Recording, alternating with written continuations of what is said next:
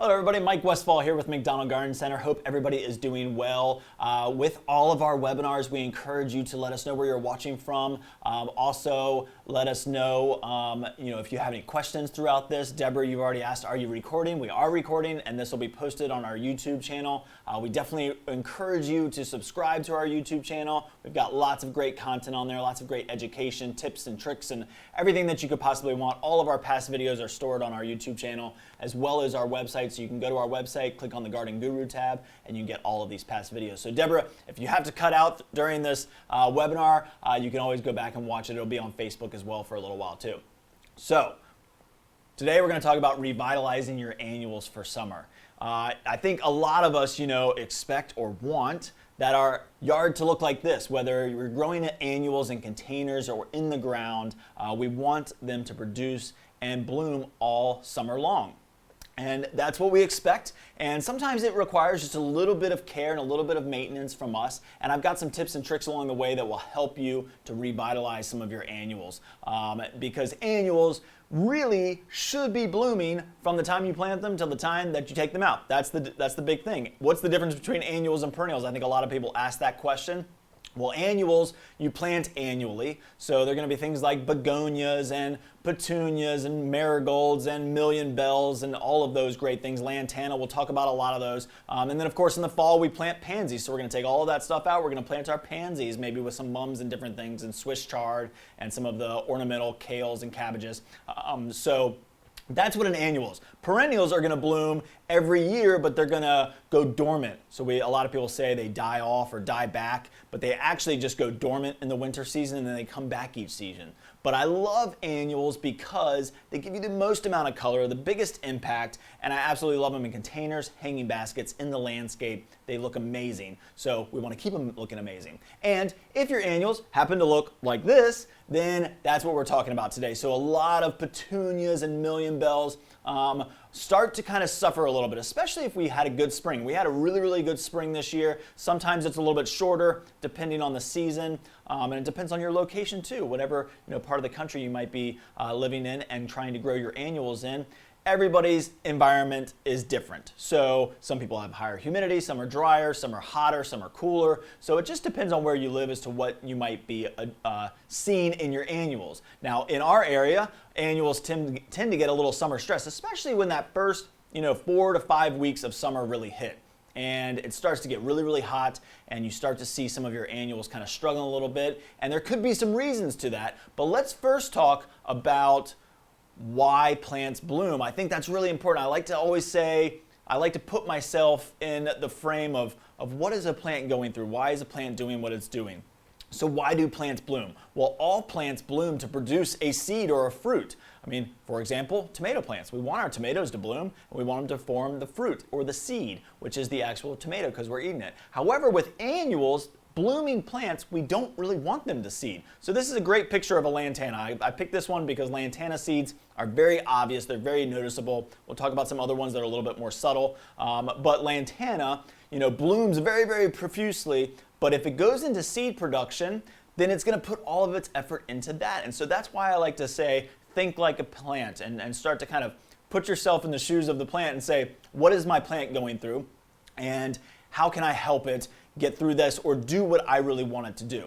For example, annuals, we want them to bloom. So if they go into seed production, we want to take those seeds off. We'll show you some examples of that. But that is ultimately why all plants bloom, is to reproduce, to attract pollinators, which is a great thing. And that's why we want the nectar there and the pollinators. But they'll pollinate and you'll get seeds sometimes. Now, a lot of plants these days actually don't produce seeds, and a lot of them will self-deadhead themselves. So we won't really talk about those. I'll mention them a couple times here and there. Things like begonias, I actually will show you a little bit of an example of that.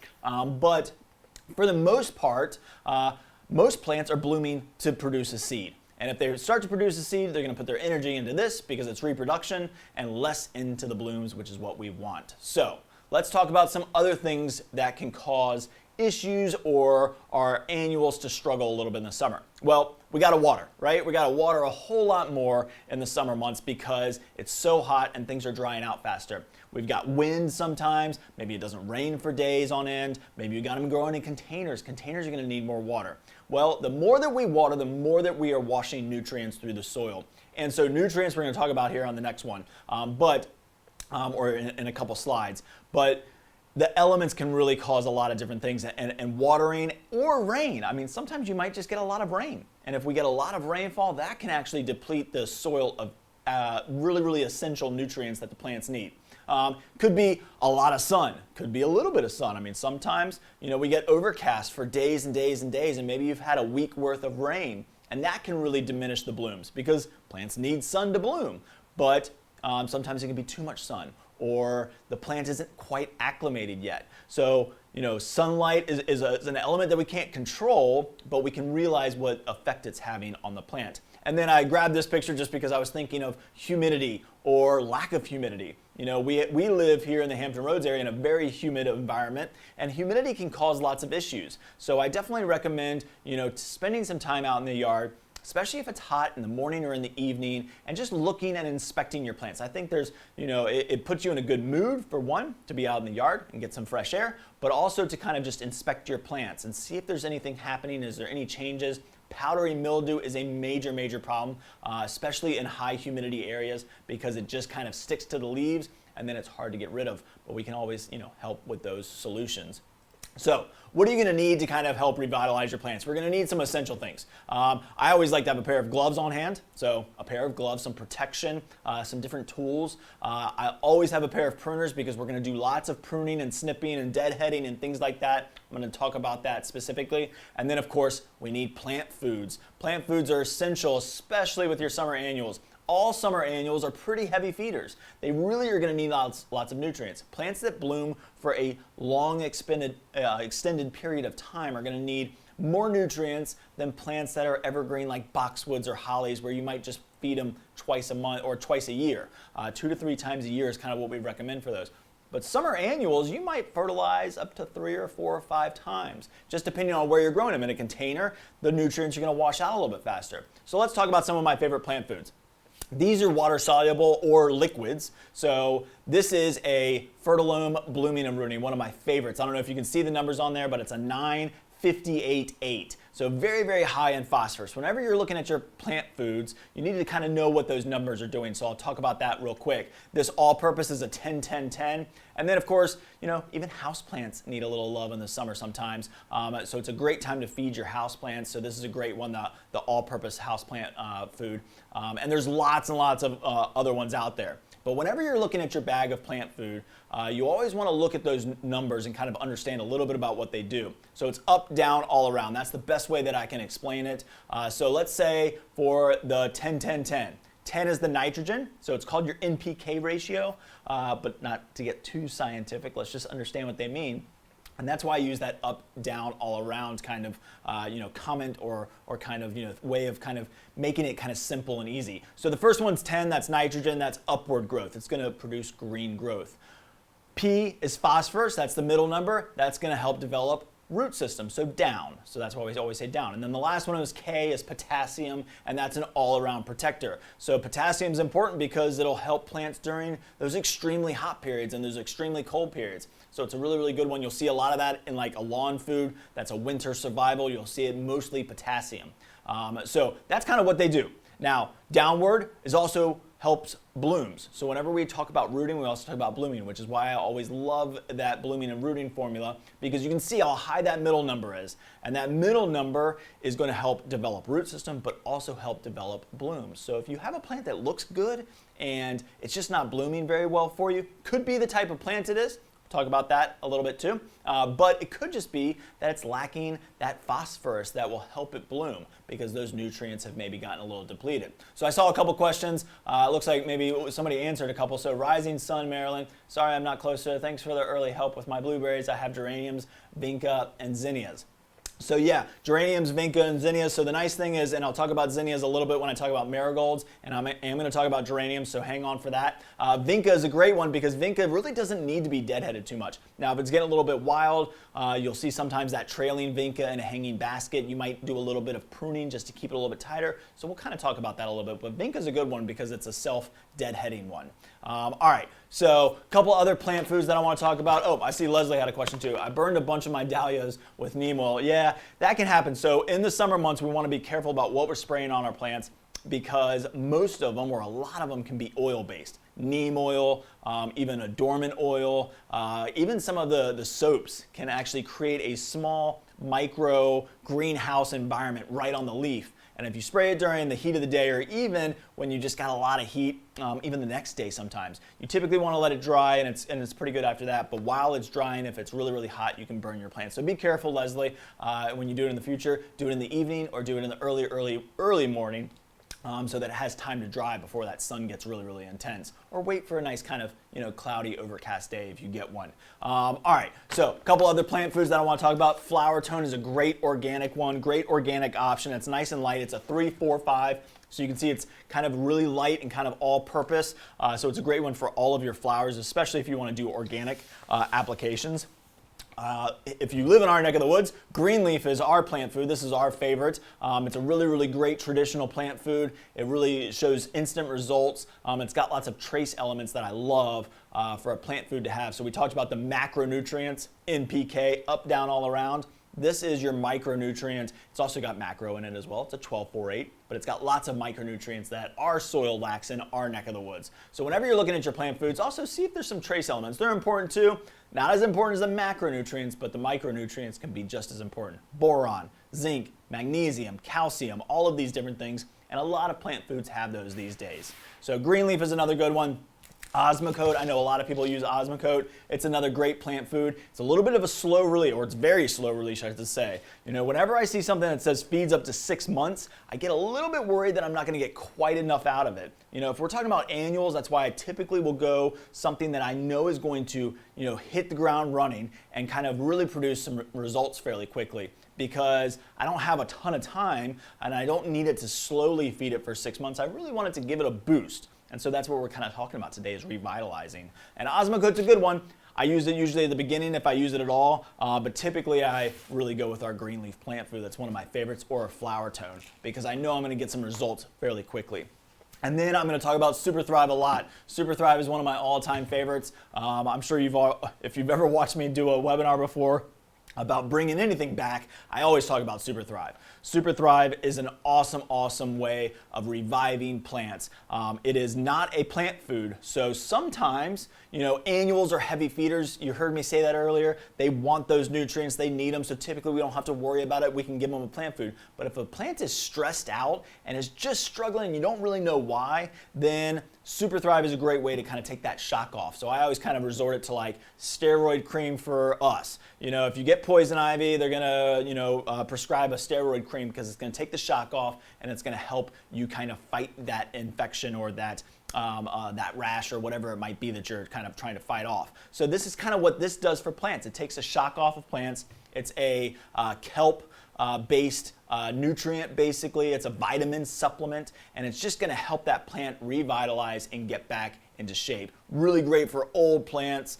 Sometimes when, like I mentioned, you don't really know what's going on with it, this is a great way to kind of revitalize it. So Super Thrive is a great one. It looks kind of hokey, I know, but it really, really works. Foliar spray, you can do it foliar, or you can get this concentrate and you can put it in it's like a teaspoon per gallon, and then you just water your plants with that gallon of water. So it works really, really well. All right, Leslie said the flower tone, do you have to work it through the soil or can you sprinkle around the plant? Drip line over the mulch soil. I've been sprinkling over the mulch, which I discovered recently may not be effective. Well, if you got a really thick layer of mulch, it will get through the mulch. Naturally, it will. It might not get down to the root system as quick as you'd like. So yeah, if it's easy enough to pull away the mulch, especially if you got it, 3 or 4 inches of mulch. If you got 1 or 2 inches, I would say just put it right around the plant. Don't worry about it too much. But if you want, you can pull away the mulch, put it down underneath that, place the mulch back on top, and it's a great way to kind of keep the plant food in place, but also get those nutrients right to the soil. So that's kind of Plant Foods 101. We'll go into them a little bit more specifics because I got some examples that I want to show you too. So I got some pictures that I'm going to show you, and then I've actually got some plants here that I'm going to do some pruning on and some kind of reviving. But listening, I need to meet Diane so we can take a road trip to you. Great. So million bells. Million bells are a very, very popular plant. The super bells from Proven Winners. There's a ton of varieties of million bells, and they are absolutely amazing, and the colors are great. The downfall is they don't love the summer months as much. They like a little bit of a cooler season, but if we can get them through some of those hotter periods, they will explode for you in the fall. And typically why I like to show this image is because you can kind of see where those deadheads are. Million bells will hold on to their deadheads, so will petunias. I'll show you a petunia picture here in a minute.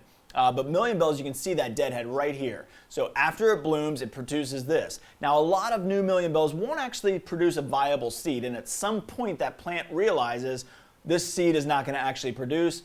It goes back to blooming. So the downfall is these seeds, it still has to go through that process. So the more that we can kind of take these seeds off of the plant, even if they're sterile, even if they're not actually going to produce a seed, the better the plant will be. And we just want to keep it happy and keep it, really looking good through those summer months. So that's why it's really important to kind of, keep these plants tidy and cleaned up. And really, you're going to see it with petunias. So million bells are kind of like a miniature petunia. Petunias, you can really see it. And I've got some examples here I'm going to show you in just a second. But petunias are a great one. They really can bloom all summer. I mean, some of the proven winter varieties are absolutely amazing. Bubblegum is one of my all-time favorites. That's not what this is. But bubblegum just keeps on blooming. It seems to never stop. It's a great one. But sometimes you have petunias that will kind of fade on you a little bit. Now this one's still blooming, but you can see over here, I know my finger's gonna disappear, but if you see right over there, that stem that's kind of shooting out, you can see those little black centers. Those are not gonna bloom. Right out on the tip out there, you can see a bud, and you can see a bud right over top of my head here, right here. That's a bud, but when those blooms are done and they fall off, somebody who is taking care of this plant is doing a great job of picking off those dead heads, but they're not picking the actual part that is trying to produce a seed, and therefore taking energy away from from the plant blooming. So let's show you an up close and personal example of that. And I've got a great representation because I pruned one of these last week. It takes about really 2 weeks, so we're only on week one. So don't hold me accountable to how full it is right now. But this was what they look like. So you have petunias. Now, this is not a bad looking petunia. You can see it's a pretty nice hanging basket. I really like the trailers, but you can see it's not blooming as well. And if I get it closer, I can probably show you a little bit more of those seed heads. So in fact, actually, I'm gonna prune this. So I'm gonna take this branch off right here, and I'm gonna show you, this is a great example. So you can see right here, all of these are seeds. All of these are trying to produce seeds, and it's just barely blooming on the ends. It's got a couple blooms on it. It's not super profuse, but you can just see how many blooms it's had, but all of these are preventing it from really being robust again. And so if we can take some of those off, I don't know if you can quite see that, there we go. You can see all of those. They're hard to see sometimes, and sometimes you might think that they're buds, but typically a bud is gonna look like this. I'll pull this one off. So you're gonna have, this is gonna be your bud here. See if I can get the camera to focus on it.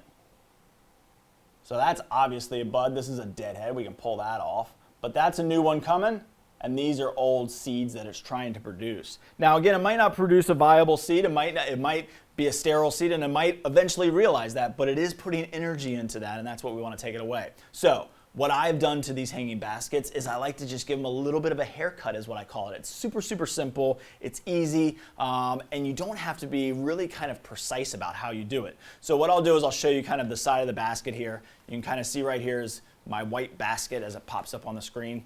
So you can see I've got all of these trailers, and if you like the way it looks, don't mess with it. Give it a little bit of plant food, that'll help revive it. But what I really want to do is give it a pretty aggressive prune back to help prevent these seeds from producing, or to kind of take the plant and revitalize it. That's what we're talking about. So all I'm gonna do is just really just go around and just prune it off. Now this is pretty aggressive. You don't have to be quite as aggressive. If you wanna start small, that's perfectly fine. But this one has a ton of seed pods on it. So that's basically what I'm gonna do, is just prune it back like that. I'm not going to do the whole thing to save some time, but that's all I'm doing is cutting it back. It also helps me kind of expose some maybe dead branches, some bad leaves. I can go in and clean it a little bit better. And basically I'm just taking those big trailers off. Now if this was a bushy high basket, I'd even prune that down a little bit. But and this can be the same in a landscape or in a raised bed or in a container that you might have with multiple other plants. If it's trailing really, really long and it's not blooming as profusely as you'd like, a little bit of prune back helps. I'm also going to take some of this off the top. I really want to take almost all the blooms off of it because I really don't want it to really produce blooms. I really want it to just revitalize and come back a little bit. So that's basically what I would do to the entire thing. I did that last week to this one right down here. Let me clean this up here. And you can see just in a week how this basket is coming back here. And you can see it's already coming back. Now, what I like to do is, you can see one thing, I don't know if you can see it, but I can certainly see it. I see a little bit of yellowing, a little bit of discoloration. That can happen, especially if a plant's stressed out. So what I did was I cut it back. I fertilized it with our green leaf plant food. Love this one.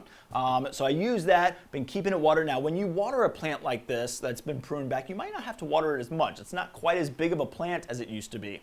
But you got to keep an eye on it because it might need something else. So you can see green veins with yellowing leaves. So typically that's going to be nitrogen. Could be a little bit of a calcium deficiency. But what I do know is the plant is a little stressed. And so what I like to do when it's stressed is apply Super Thrive. So that's gonna be my next step, is I'm gonna apply a little bit of Super Thrive just to take that stress off of it. I don't wanna force too much. So I always stress that on people, you know. If you're sick, there's nothing worse than saying, hey, go take a jog, you know, on a summer day. So you wanna rest and you wanna recuperate, and that's what this plant needs. Could also be pH a little bit. Sometimes the pH will get a little bit out of whack and cause the plant to not be able to absorb as much of the nutrients as it needs, but that's okay. The good news is the plant is revitalizing, it's coming back, it's really nice and full. I've got lots of new growth. It's actually blooming pretty well. All I'm gonna do now is just try and get that yellow out, which I think the Super Thrive is gonna work great. So I'm gonna try that for a week just so I'm not forcing too much upon the plant. I don't wanna stress it out anymore. I've already cut it back pretty aggressively, as I just showed you. I've given it a plant food, I'm keeping it watered, so I'm doing everything right. It's just something is causing those leaves to just have a slight kind of lime color to it. And so I believe it's probably the Super Thrive is just going to take that shock off of it and get it revitalized. I might do a little quick pH test with a pH meter, just stick it in there and see if my pH has gotten too high. Typically that's what you'll see. Petunia is like a little bit of a lower pH, you know, around the 6 area, but I think that this one's going to look great. And usually about 2 weeks is when you'll kind of see it really kick out, and this will be a nice full basket in no time. And then it'll run again all the way through August, you know. So if you're doing this in kind of the July period or early August, then you'll get this basket back into shape, and it only takes a couple weeks. So great example there, so I can show you a little bit about what's going to happen. You know, in 2 weeks that plant's going to look great. And so you can check that out. That's going to be really, really nice. So easy to do.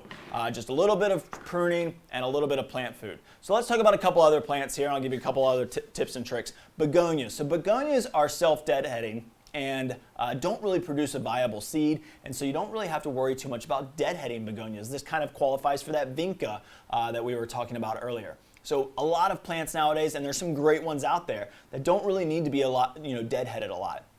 But sometimes they can get big and leggy. Now this is a pretty nice looking begonia, and I didn't have one that was real big and leggy that I could bring in and show you, but I kind of want to just show in this picture that if you need to kind of bring the size down, especially on a dragon wing begonia. Now some of your like normal garden begonias, your bronze leaf, green leaf begonias that just kind of grow in that little gumdrop shape and they're, you know, in their landscape, those really don't need a whole lot of pruning or a whole lot of care, really. You know, a little bit of water in dry periods, a little bit of plant food just to keep the nutrients going. But dragonwing begonias can get huge and big. And sometimes they get too big, especially for like hanging baskets. Sometimes it'll reach the top of the point where it's hanging on your porch or patio. And so I just want to encourage you to feel comfortable, like Wendy just made the comment, like I really didn't have the courage to cut back my petunia. Definitely do it. Plants love to be cut back. It's perfectly fine. Most plants are going to be perfectly fine with it. And if you're not quite sure, just ask us and we'll let you know. But begonias can be cut back too. So for example, on this one, I would maybe take those top couple spikes and just kind of come down to the next leaf set, cut it there, cut on a little bit of an angle. It's a great way of doing it. And then that way it can refurbish. Every plant grows from a terminal bud, which means it's going to grow straight from that terminal bud. It's going to put out a branch here and there, But if you take that terminal bud off, that straight leader off, then it's going to branch more. And so just by doing that, you get a little bit of a fuller plant and you eliminate these kind of crazy spikes that might come out of the top. Now this one looks pretty good, like I said, but you might have some at home that are struggling a little bit. Maybe it needs nutrients, especially if it's in a container. I can't stress enough that plants in containers need more plant food. If you're doing a granular plant food, you're probably every 3 to 4 weeks. If you're doing a liquid plant food, you're probably every 1 to 2 weeks with a liquid plant food. So you gotta up that intensity a little bit. All right, Lantana, I mentioned it earlier. Lantana is a great summer annual. It blooms nonstop. It seems like it never stops going. However, sometimes it does. And when it does, it's because it's going into the seed production. A lot of Lantana varieties are supposed to produce a non-viable seed, which is why typically you don't have it popping up all over your yard, but it'll still try. That's why plants are blooming. It's still trying. So I like this picture because over my shoulder here, you can see an old bloom. So that's what an old bloom looks like. That's what a bud is going to look like. And then this is what the seeds look like. So I've got an example here I'm going to pull up for you and show you just how to prune this. Now, Lantanas are a little bit more of a woody plant, so you're going to have a little bit of a stronger stem, but this is a great example of one. Plant looks great, super, super healthy, but I'm only getting a couple blooms because if you look closer, you can see lots and lots of seed pods. So we've got lots of seeds producing on here and lots of old buds, and even the old areas where I'll clip this off and show you because I'm going to cut it back anyways. Let's see if I can find one that doesn't have the bloom on it necessarily. All right, here we go. So you can even see these kind of brown twigs in there. Let's see if I can get it. There we go. So you see those little brown twigs right here? Those are where the seeds have actually fallen off and it said, I don't need to do this anymore, and then it kept on producing. But then it still has to go through that process. So that's kind of what I'm talking about. It still has to go through that whole process of saying, the seed isn't going to produce, I can drop it, and I need to go back into my blooming cycle. And that whole process causes a plant that looks super, super healthy and is obviously doing well, has the right nutrients to bloom and only have 4 blooms on this entire Lantana plant. So again, same thing. Be fairly aggressive. On this one, I might look for actual areas where I see new growth and I see buds coming because I'm not really trying to completely revitalize this. This plant is doing well. It's healthy. It just needs to take the seed pods off. So if I wanted to, I could just go through and just cut those off, the seed pods. Or what I like to do is just be kind of aggressive and not think too much and just trim it back. I'm also kind of doing this a little bit to shape it. So I'm just going to start on the outer edges. Remember, with pruning, you can't put it back on. So you can always take a little bit and take a little bit more later. So I'm really kind of just doing more of a shape here. And the nice thing is Lantana loves the summer. So you can see these little sprigs here that I'm just kind of cutting back. And yeah, I am going to eliminate these blooms.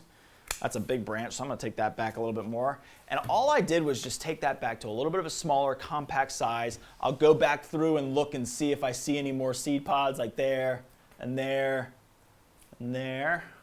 And that one's going to produce seeds. And so I'm just doing a little bit of deadheading now just to eliminate those. Now, what I would do here is just give it a nice little dose of plant food. So we're just going to take our green leaf, because that's my favorite, but use your favorite. Whatever you've used over the years is perfectly fine. About a tablespoon in this 6-inch pot is going to work perfectly fine. And then I'm just going to sprinkle it right around the top surface. And then I'll just kind of spread that out, make sure it's nice and even. And in about 2 weeks, this thing is going to be huge and gorgeous. It might even happen faster. So this is a great way of doing it. I see another seed pod. I can't leave it on there. So we're going to take that off, and there you go. Super, super easy, very, very cost-effective way of revitalizing your annuals. A little bit of pruning, a little bit of care, and then a little bit of understanding what the plant is trying to do, and a little bit of plant food. So that's an easy one to do as well as Lantana. So let me clean up my area here. And then we'll go on to some other plants, some other examples.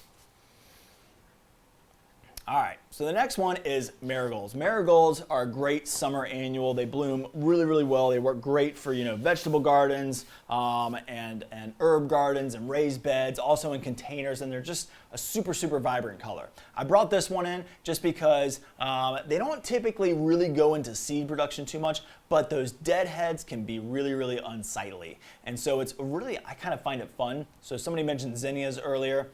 Zinnias and marigolds are kind of similar in the fact that those deadheads are just going to look unsightly. They typically will keep on blooming and do very, very well throughout the summer months, but you just need to take those off. So as soon as I start to see mine going a little bit brown, same with zinnias, then I'll just go in and just pick it right off. You can use your hands. It's kind of fun. Sometimes the marigolds will make a little popping sound. You just want to make sure you pick it and get the whole thing. It's going to try and produce a seed. You want to prevent it from even trying because you just want to keep it blooming and keep all those buds coming that you see above. So deadhead, marigolds, zinnias, very, very simple. Salvia is another great one. So salvia, like this velocity blue, is a great summer annual. Use it a lot in containers as a thriller, something that's big, but it also works great in the landscape. It's also an amazing perennial. So this is an annual variety, but there's lots and lots of perennials out there as well. And I think a lot of people see it and say, you know, it's just kind of not quite producing quite as much as I had hoped. Well, salvia is a super easy one, and I've got one here, but basically all you're gonna do is just take those little brown spikes off. So I've got one here. I'll probably have to keep it right here so you can see it. So this one is, you can see it's got some great blooms on it, but it's also got a lot of them that are kind of going and fizzling a little bit. And they're gonna try and produce seeds along the stem.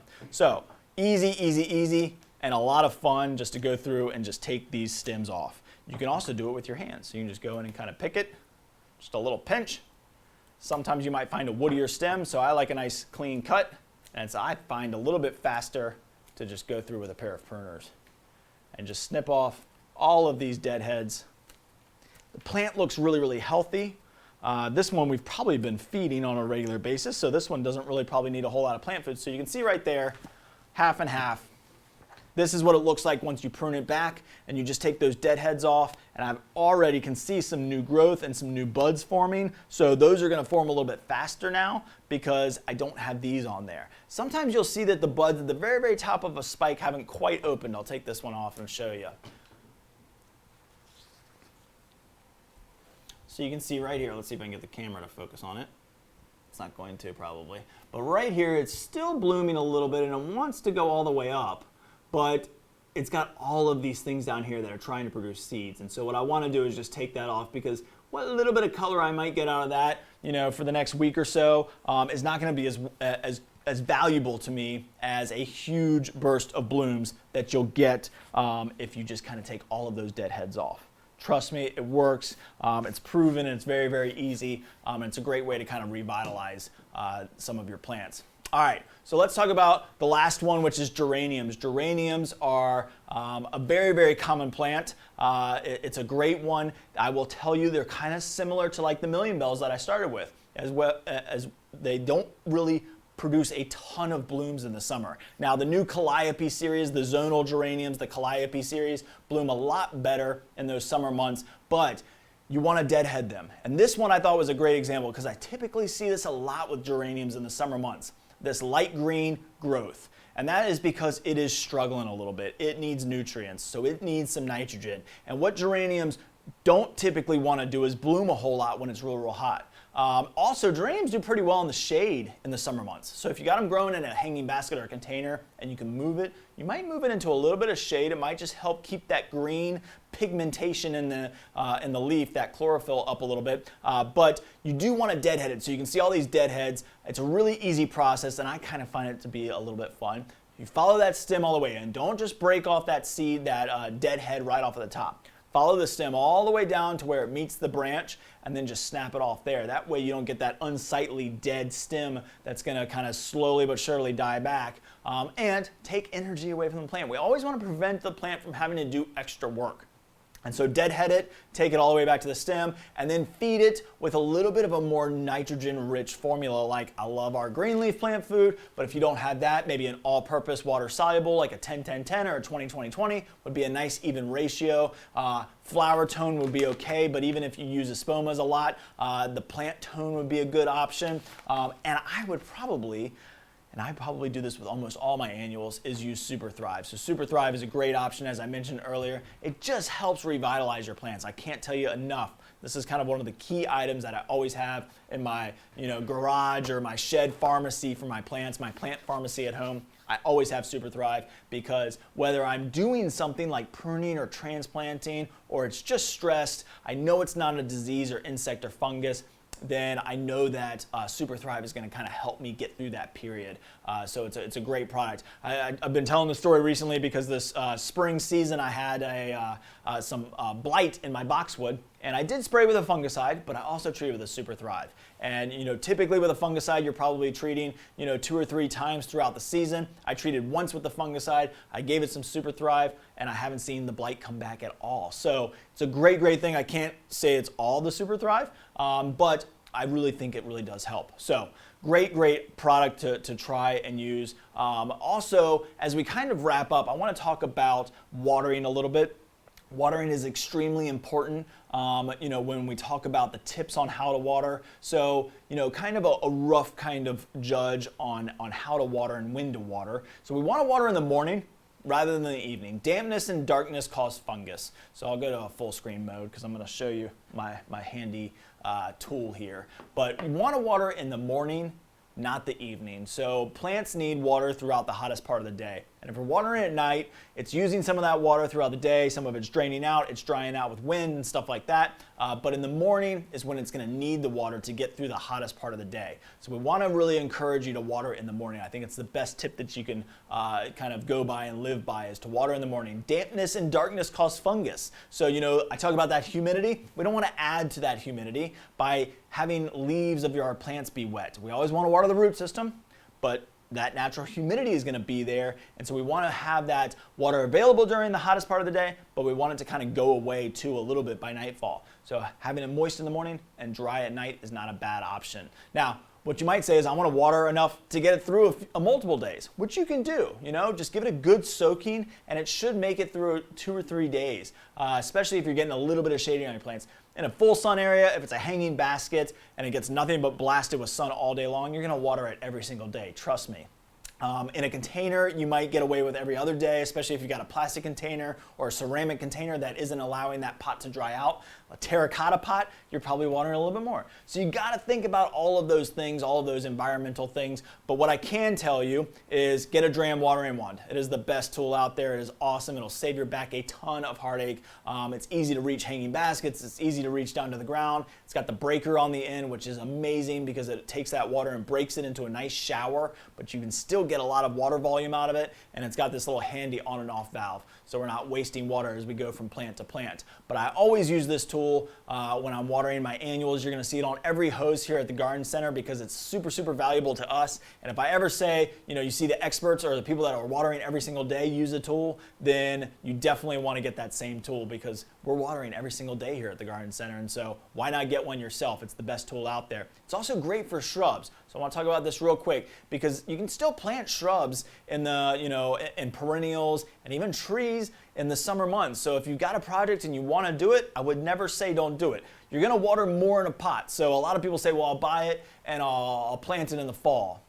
Fall is a great time to plant. But in that container, you're going to water every day or every other day or every third day. You might as well get it in the ground and just start a watering regimen. So let's talk about that real quick, and we'll wrap up on that note because it's a great tip. So in the ground, I love to use this tool. I'll take it, I'll lay it at the base of the plant, right around the base of the plant, so that it's coming out and sinking down. And that's why I love this on and off valve, because it allows you to kind of work with that flow a little bit. So if you're watering and the water is rushing off and it's going all further away from the plant than you want it to, then just take that valve and just take the pressure off a little bit, and that way it'll slow that flow down a little bit and get it to the point where it's just kind of going out and soaking down. Now, if you've got a bigger plant, it's going to take a little bit longer. So I'll kind of go by gallon size. I know this might not help 100%, but a 3-gallon shrub, you're going to water for about 5 to 10 minutes every morning for the first probably 2 to 3 days, and then I want you to start cut back. I want you to go to probably every other day, to every third day. So we want to water about every 2 to 3 days for the first 2 to 3 weeks.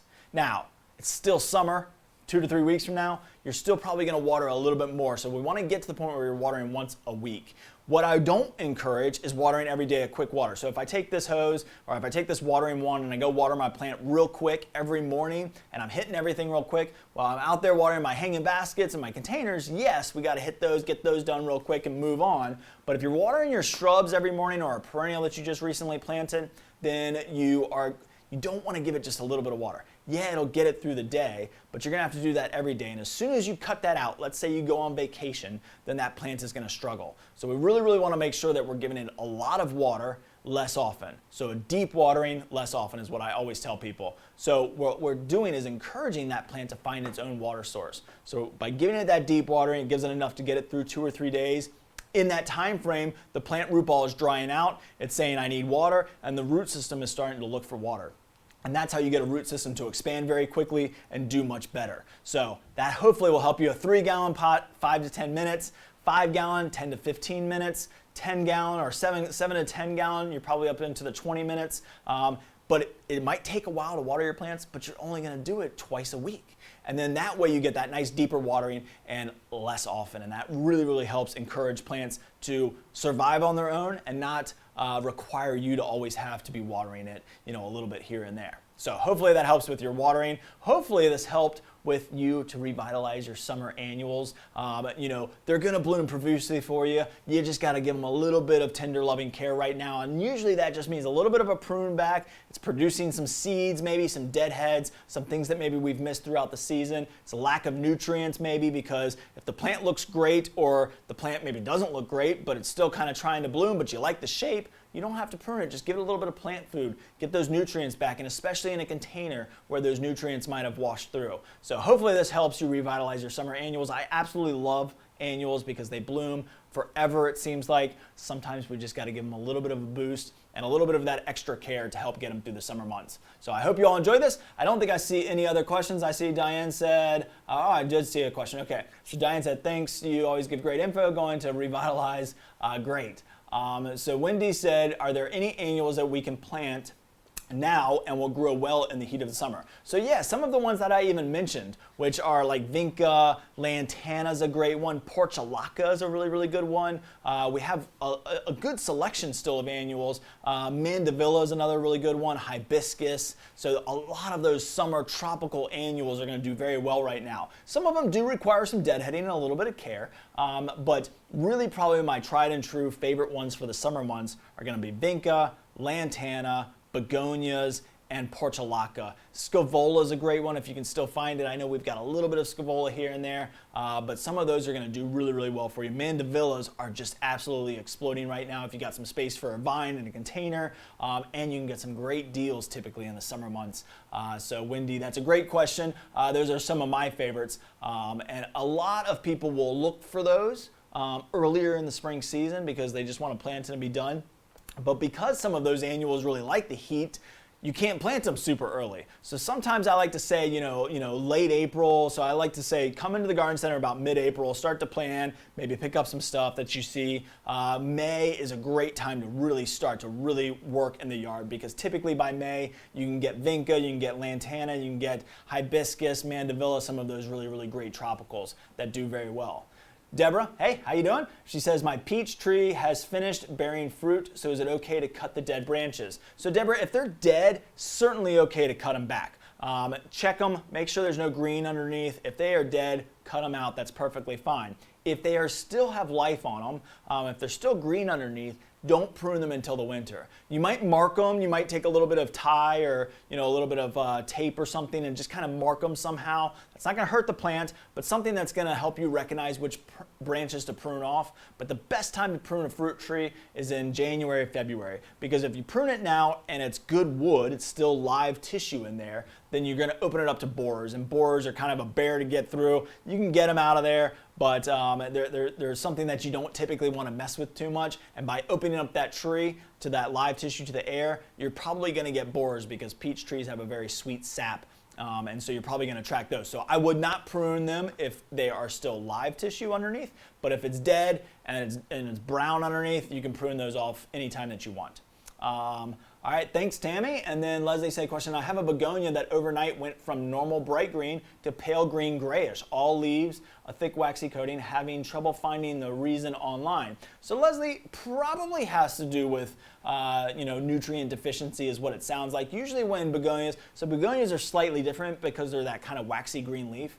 And typically when they start to struggle, it does happen typically very quick, and that gray kind of opaque color is very, very normal when a begonia is struggling a little bit. Could be pH, so we might do a little bit of what I would do is, if you live in our neck of the woods, bring a little soil sample in, let us do a quick pH. We do them for free. If you don't live in our neck of the woods, then definitely go to your local garden center, see if they do a free pH test, or just get a little pH meter. They're pretty inexpensive. You can pop it right in your soil. It gets you in the right range. Begonias need about a 6.5 to a 5.5. So if your pH in your soil, which sometimes potting soils are starting a little bit of higher pH right now, they can be above a 7. If your pH has gotten a little high on you, then those begonias are going to struggle a little bit. Typically, you don't see that too much when the pH gets low. So that's enough of the pH subject. Check your pH, probably not the end-all be-all. I would probably give it a plant food that's a little bit higher in nitrogen. That's typically what the issue is with begonias. Is they need a little bit more green growth. The result will be a little bit less bloom, but you'll green that plant back up and make it look nice and healthy and green again. If that doesn't work, give that about a week. If you're not seeing results, then I would probably try the Super Thrive, my go-to, because I think this one will really help revitalize a lot of plants. But try something that's a little bit higher nitrogen, something above probably a 10, and something that's got a lower phosphorus number, so we're not forcing it to bloom, we're forcing it to green up. And I hope that helps you. Also, watch your watering, watch your sunlight. If it's been a lot of overcast for you, Leslie, then you might see that kind of begonia turn a little bit a lighter color. If it's a shade begonia, then it's probably nutrients for sure. And even if it's a full sun begonia, sometimes it can be nutrients. That light color is just a sign of struggling, and usually it's nutrient deficiency. All right, I don't think I see any other questions. I'll check real quick. Wendy said I'll have to go out and get Super Thrive now. I always use it when I first plant in pots and in the ground, but I never thought of using it later on. Definitely use it. I mean, you can use it up to every watering or every other watering. It's a great product. I use it every once in a while. I'll kind of save it and just use it when I need to revive something. All right, I think that got everybody's question. I hope everybody has a great day and enjoyed this webinar, and we'll see you next time. Bye, everybody.